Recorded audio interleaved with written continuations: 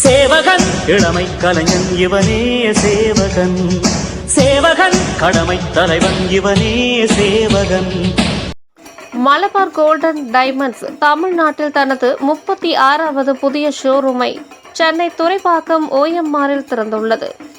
திறப்பு விழா சலுகையாக 10% முதல் 30% வரை சிறப்பு தள்ளுபடி அறிவித்துள்ளது. இந்த புதிய ஷோரூமை தமிழ்நாடு சட்டமன்ற பேரவை அரசு தலைமை கொறடா மற்றும் விருகம்பாக்கம் தொகுதி சட்டமன்ற உறுப்பினர் திரு R. சபரிநாதன் அவர்கள் திறந்து வைத்தார்.